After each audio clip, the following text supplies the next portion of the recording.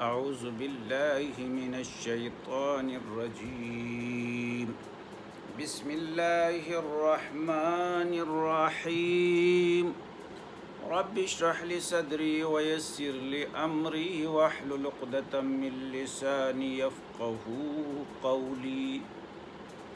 محترم سامعین و ناظرین، آج درس قرآن حکیم کے سلسلے میں سورہ صاد کی آیات نمبر 79 سے شروع کر لیں گے، کوشش کر لیں گے اس کو اختتام تک پہنچانے کی۔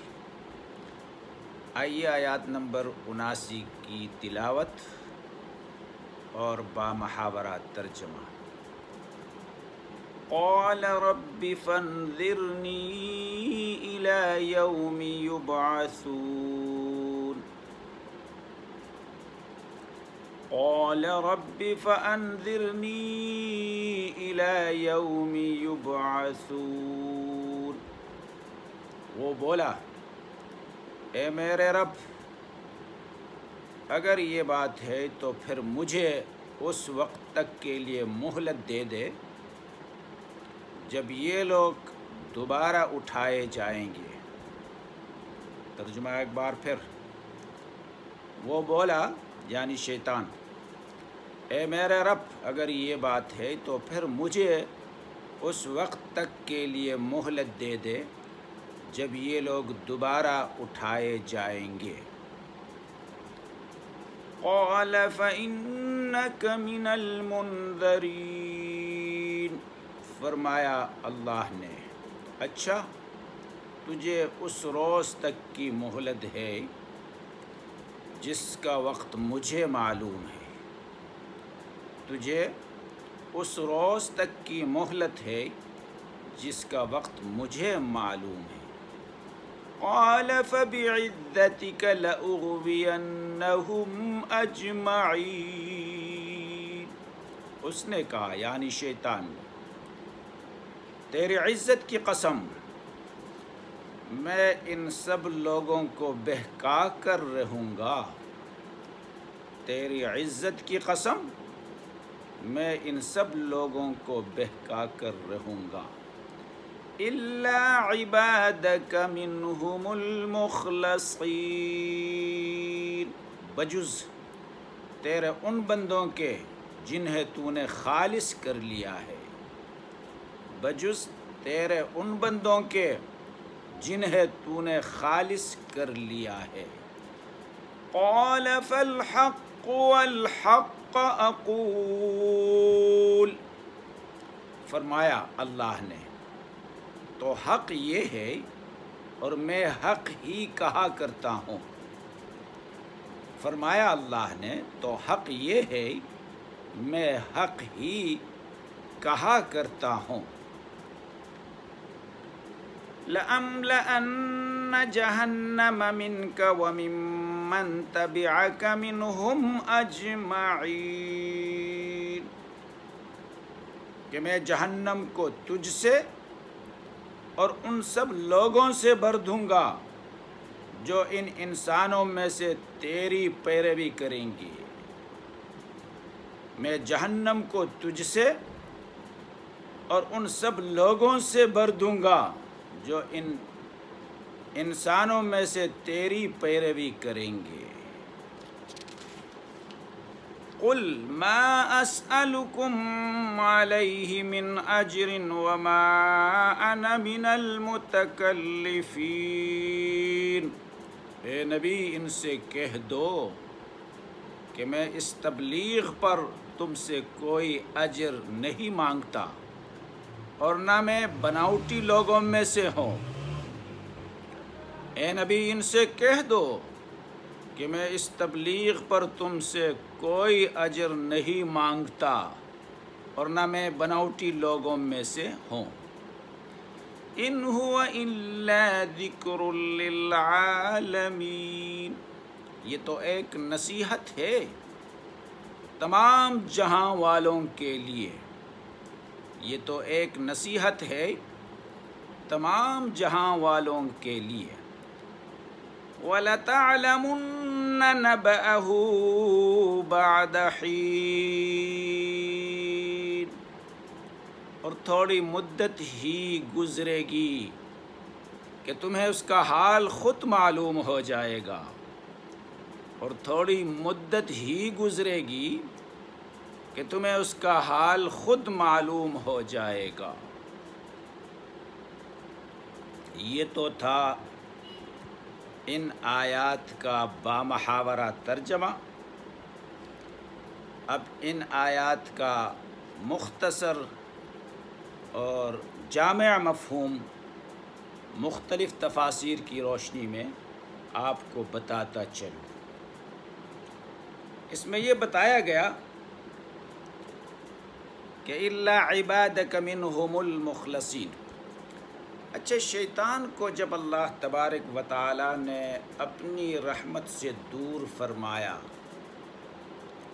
اور اس سے یہ کہہ دیا فَإِنَّكَ رَجِيمٌ إِنَّ عَلَيْكَ لَعْنَتِي إِلَى يَوْمِ الدِّينِ، کہ تم مردود ہو، قیامت تک میرا لعنت تم پر ہو کر رہے گا، تو ظاہر بات ہے اللہ کی رحمت سے نومیدی ہو گئی۔ اس کے بعد بھی شیطان نے یہ کہا، سوال کر لیا اللہ سے، مانگا کہ مجھے قیامت تک لمبی عمر دے دیا جائے، مہلت دے دیا جائے۔ اللہ تبارک و تعالیٰ نے اس کی دعا کو قبول کر لی۔ اس میں ایک مسئلہ ہمارے سامنے یہ آتا ہے کہ ہمارے بعض لوگ یہ کہتے ہیں، اکثر لکھے پڑھے لوگ بھی یہ کہتے ہیں کہ اللہ دعائیں قبول نہیں کرتا ہے۔ یہ غلط بات ہے۔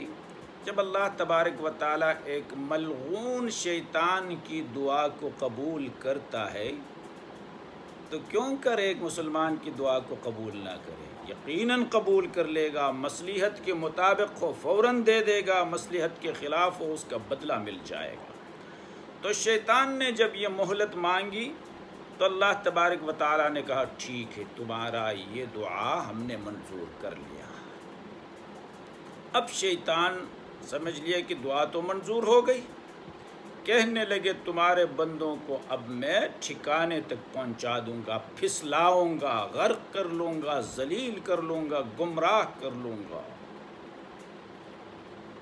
اور ساتھ ساتھ یہ بھی کہا کہ دیکھو جو چیدہ قسم کے لوگ ہیں وہ اس کے جال میں نہیں آئیں گے، اِلَّا عِبَادَكَ مِنْهُمُ الْمُخْلَصِينَ۔ اس کا مطلب یہ ہے کہ چیدہ اللہ والے لوگوں پر شیطان کا بس نہیں چلے گا۔ اس کے بارے میں مختلف واقعات گزر چکے ہیں، شیطان کے مقابلے کے باوجود شیطان ناکام ہو کر رہ گئے۔ ابراہیم اور اسماعیل کا واقعہ اور اسی طریقے سے ذوالکفل کا واقعہ وغیرہ وغیرہ بہت سارے واقعات اس طرح گزرے ہیں کہ وہاں شیطان ناکام ہو کر رہ گئے۔ شیطان کی جھال کمزور ہوتی ہے، مسلمان تھوڑا سا حکمت کر لے وہ ناکام ہو جاتا ہے، شیطان اس کو اپنے جال میں نہیں پھنسا سکتا ہے۔ اور پھر اللہ نے یہ فرمایا لَأَمْلَأَنَّ جَهَنَّمَ مِنْكَ، خطاب صرف ابلیس ہی کی طرف نہیں ہے، کوئی یہ کہے یہاں صرف ابلیس مراد ہے، بلکہ پورا جن سے شیاطین کی طرف، شیاطین کے جتنے بھی جماعتیں ہیں، جتنے بھی ان کے گروہ ہیں، وہ سب کے سب اس خطاب میں شامل ہے، اس لیے کہ وہ سارے کے سارے انسان کو گمراہ کرنے میں اپنا تک و دو کرتے رہتے ہیں۔ پھر ایک بات یہاں یہ بھی بتایا، یہ پورا واقعہ، یہ قصہ سرداران قریش کے اس قول کے جواب میں سنایا گیا۔ قریش کے لوگوں نے کہا تھا اَأُنزِلَ عَلَيْهِ الذِّكْرُ مِن بَيْنِنَا، کیا ہمارے درمیان بس یہی ایک شخص رہ گیا تھا جس پر قرآن یعنی وحی نازل کیا جاتا ہے، ذکر نازل کیا جاتا ہے؟ یہ کیا بات ہے؟ اس کے جواب میں تو وہ آیات نمبر 9 اسی صورت کے سورہ صاد کے آیات نمبر 9 اور 10 میں بھی دیا گیا ہے، ام عندہم خزائن رحمت ربک عزیز الوہاب ام لہم ملک السماوات والارض۔ اس میں کہا گیا ہے کیا خدا کی رحمت کے خزانوں کے تم ہی مالک ہو؟ کیا آسمان زمین کی بادشاہی تمہاری ہے؟ یہ فیصلہ کرنا تمہارا کام ہے کہ خدا نبی کس سے بنائے کس سے نہ بنائے؟ یہ جواب تو دیا تھا مشرکین کو۔ دوسرا جواب یہ ہے، اس میں سرداران قریش کو بتایا گیا ہے کہ محمد صلی اللہ علیہ وسلم کے مقابلے میں تمہارا حسد، بڑائی اور گھمنڈ آدم علیہ السلام کے مقابلے میں ابلیس کے حسد اور گھمنڈ سے ملتا جلتا ہے، اس میں اور اس میں کوئی فرق نہیں نظر آتا۔ جیسا وہ ابلیس نے کیا تھا آدم علیہ السلام کے ساتھ، ایسا ہی تم مشرکین مکہ قریش وغیرہ بھی محمد عربی کے ساتھ یہ کرتے ہو۔ ابلیس نے اللہ تعالیٰ کے اس حق کو ماننے سے انکار کیا تھا جس سے وہ چاہیے اپنا خلیفہ بنائے، اور تم اس کے اس حق کو تسلیم کرنے سے انکار کر رہے ہو جس سے وہ چاہے اپنا رسول بنائے۔ اس نے خلافت عرضی کے لیے آدم کی خلافت کو، اس کی خلافت کے مقابلے میں اس کی مخالفت کی تھی، اس کو سجدہ تعظیمی نہیں کیا تھا۔ ایسا ہی محمد عربی کو رسول بنانے کی صورت میں تمہاری مخالفت بھی اس کے ساتھ اس لیے ہے۔ اس نے آدم کے آگے جھکنے کا حکم نہ مانا، تم محمد صلی اللہ علیہ وسلم کے اتباع کا جو حکم تھا اس سے نہیں مان رہے ہو، اس لیے ساتھ تمہاری یہ مشابہت بس اس حد پر ختم نہ ہو جائے گی۔ یہ مشابہت صرف اتنا ہی نہیں ہے بلکہ تمہارا انجام بھی پھر وہی ہوگا جو اس کے لیے مقدر ہو چکا ہے، یعنی دنیا میں خدا کی لعنت، آخرت میں جہنم کی آگ۔ جیسے یہ شیطان کے لیے مقدر ہو چکی ہے ایسے ہی تمہارے لیے بھی۔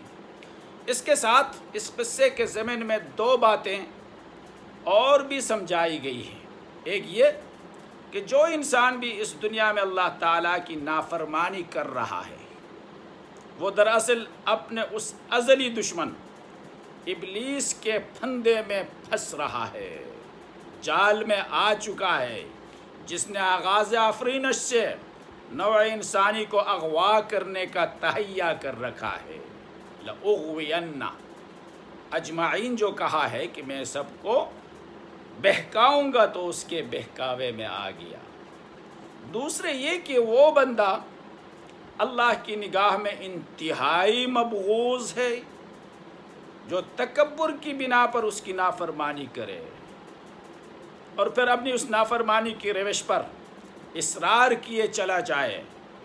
ایسے بندے کے لیے اللہ کے ہاں کوئی معافی نہیں، جیسے شیطان کے لیے نہیں ہوئی تکبری کی وجہ سے، ایسے ہی عام انسان بھی تکبری کر لے گا، اس کے لیے نہیں ہے۔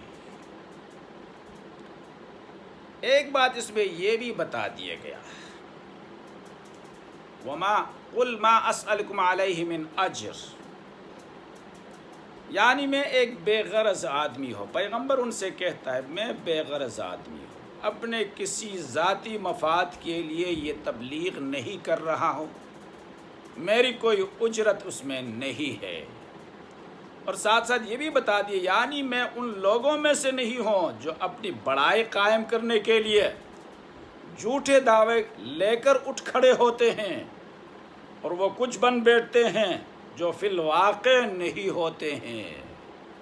وما انا من المتکلفین، یہ بات نبی کریم صلی اللہ علیہ وسلم کی زبان سے محض کفار مکہ کی اطلاع کے لیے نہیں کہلوائی گئی، بلکہ اس کے پیچھے حضور صلی اللہ علیہ وسلم کی وہ پوری زندگی شہادت کے طور پر موجود ہے، گواہی کے طور پر موجود ہے، جو نبوت سے پہلے انہی کفار کے درمیان 40 برس تک گزر چکی تھی۔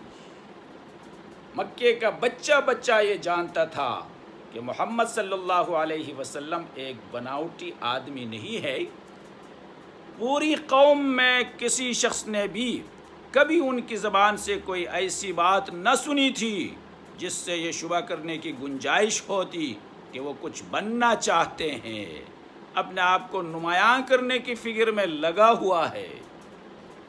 آپ صلی اللہ علیہ وسلم نے فرمایا تھا جربتمونی مرارن لبثت فیکم عمرن، تمہارے درمیان میری کافی عمر گزر چکی ہے، تم نے بار بار میرے تجربہ کر چکے ہو، نہ میری بات میں کوئی تصنع ہے، نہ کوئی تکلف ہے، نہ کوئی بناوٹی ہے، اور نہ کوئی میں اپنے آپ کو نمایاں کرنا چاہتا ہوں، نہ کوئی اقتدار چاہتا ہوں۔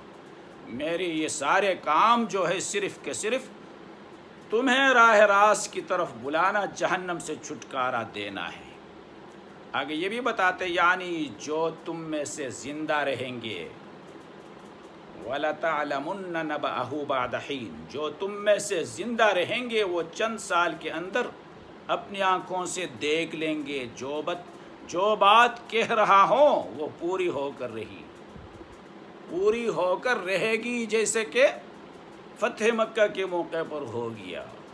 اور جو مر جائیں گے تم میں سے، ان کی موت کے دروازے سے گزرتے ہی پتہ چل جائے گا حقیقت وہی کچھ ہے جو میں بیان کر رہا ہوں۔